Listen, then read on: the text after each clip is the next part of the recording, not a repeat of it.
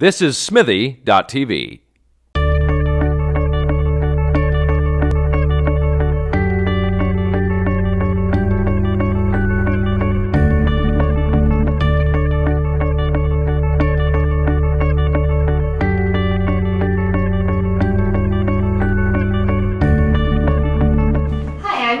Reporting for Katie Chats here at Smithy TV in downtown Toronto with Liana K. How did you get your start in the business?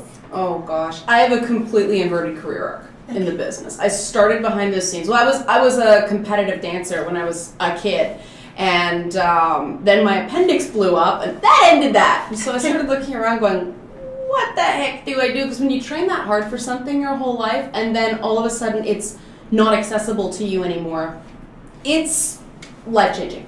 So I started sort of looking in, post-secondary stuff, English, anthropology, women's studies, stuff like that. And if you want to be a writer, don't take English.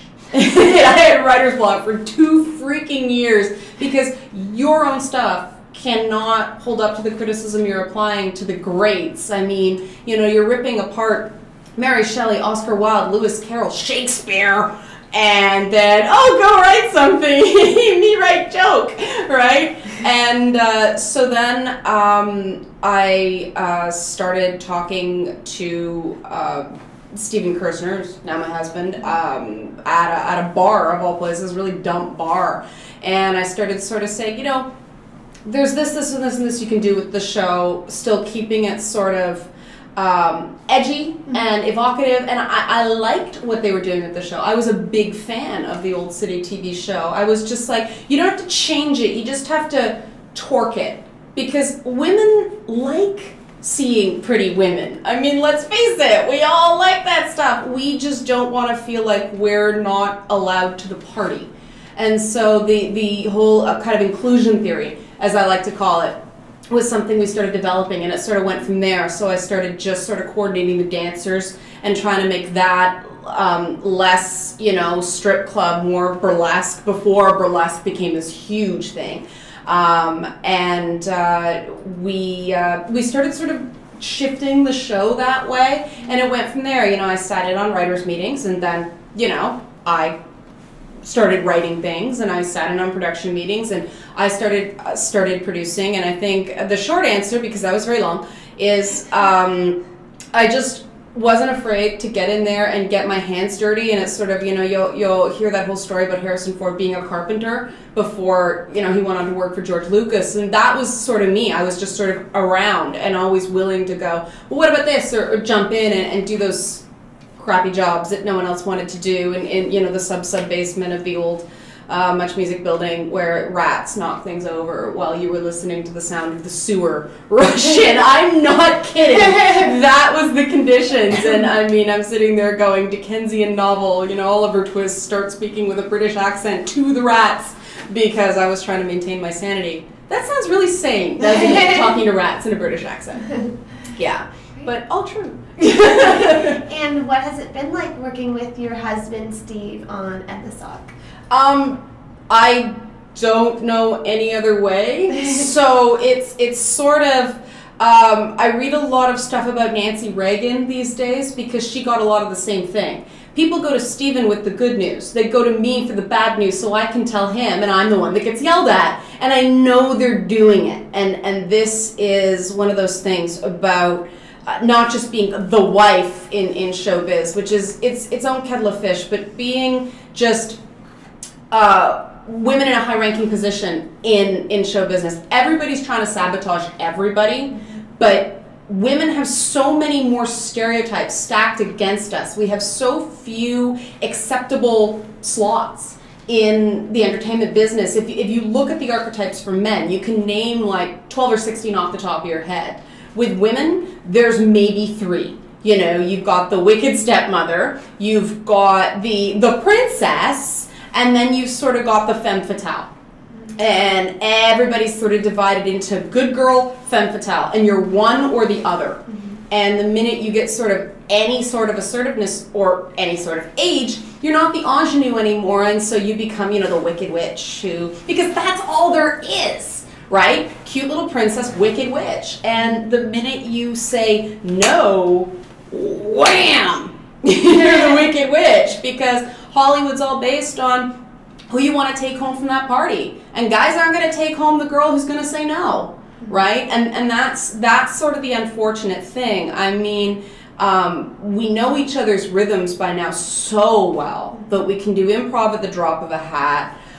We can do bits that are that sound prepared, and they're really not. If something goes wrong, we can go off script. We can adapt really well. We can serve each other up jokes, so it works really well that way. And so I guess you know, knowing someone that well it's the best of times and the worst of times. I keep going back to Dickens, but it really is. But if you look at any of the great comedy teams, there was that synergy of you have to be able to finish each other's sentences, because comedy is about continuity. You have to stretch that, you know, sort of audience understanding to the point that you can make it funny, and you have to do it in a way that's not boring, right? So it's fascinating to me. I mean, Steven's very much a fly by the seat of your pants, do it all really exciting. I'm much more of a structure person, because that's my coping device. I need to understand.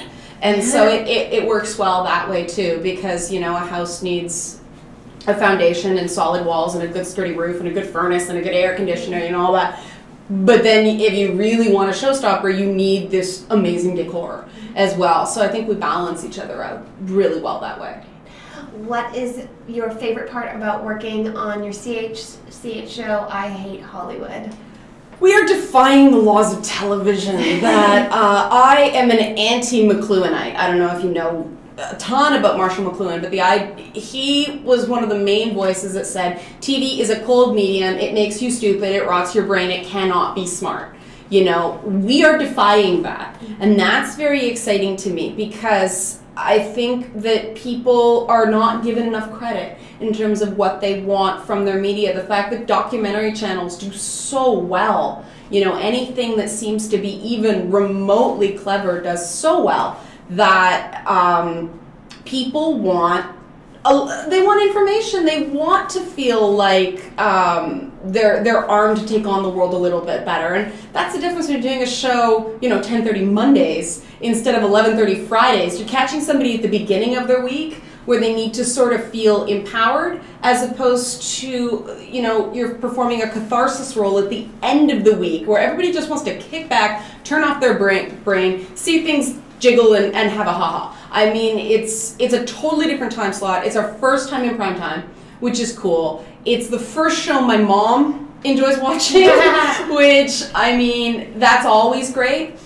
It's always a bit tough that, yeah, the show's really successful, the old late night show, but my mother couldn't stand it. It's not a mom show. Some moms watched it, and, you know, we love those moms, but my mom didn't. This one, you know, people are coming up to her at work. They're saying that more people tell her about the show than they talk to me about it, because everybody's terrified of me. But you know, she's excited by it, and she can relate to it, and that's, as dumb and cheesy as that sounds, that's probably been the coolest new thing.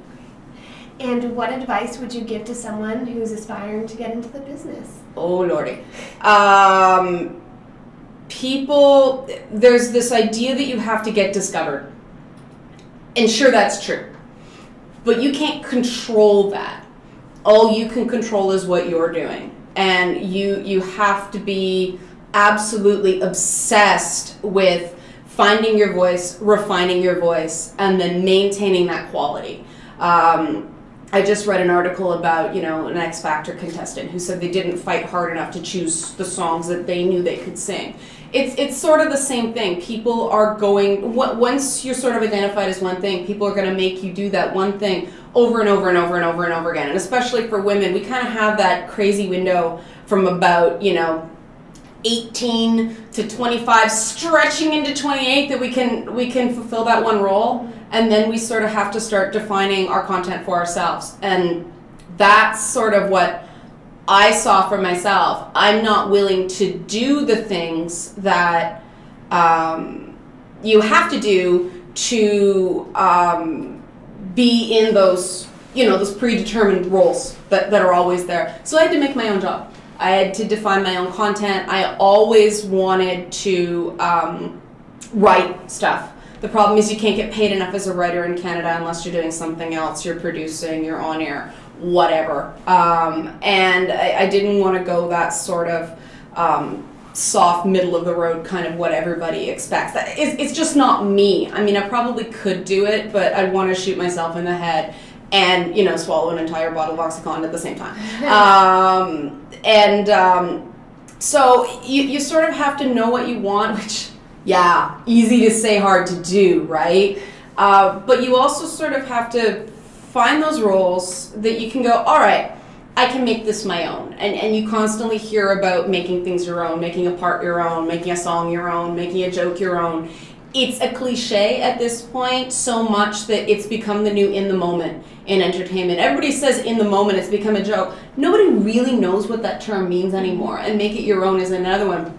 People really don't know what that means anymore. And I mean, Ellen DeGeneres is the perfect example of taking a very traditional format and making it her own. I mean, the idea that somebody could just get up there and dance like an idiot at the beginning of every show, and that would become a thing. I mean, that's her thing. Mm-hmm. And the whole idea that you had to appeal to moms in the Bible Belt, well, Ellen still did that while still being completely authentic to herself. And obviously a huge part of herself is that she's gay, she's a lesbian. And she didn't do the Anderson Cooper thing of I'm not in the demographic. She went, I am gay. And people needed time to deal with that. They needed time to come around with that. But they eventually, embraced her. I mean, at the other end of the spectrum, you've got a guy like, Rick Campanelli on entertainment. I mean, we worked with Rick. That's the real deal. Like that, I love everything. That is him. And I think that comes through. And where is the best place to find out more information on you and all of your projects online? Okay, well, there's a few places. One is Twitter, obviously, Liana K. The other is we do, I run a charity organization called FutureCon. We've got our New Year's Eve party coming up in support of Epilepsy Toronto, and we do a whole bunch of charity stuff. So futurecon.org or our Facebook group, that's a great place to connect with us and see what we're doing. And then on December 12th, I'm hosting the Cheesine Hanukkah party. It's their yearly holiday party. This year it's on Hanukkah, so we're just running with it. And Cheesine's this neat organization that somehow early on decided they really liked me, which means they're freaks. But it works for them. Talk about a company that defined their niche. But yeah, they've got the Churrasco reading series, they've got the Cheesine website, and the information for that event is available there. Perfect. Thank you so much. Congratulations on all of your success. Thank you. And best of luck in the future. Thank you. Same to you. Thank you. I'm Katie Ullman reporting for Katie Chats here at Smithy TV in downtown Toronto.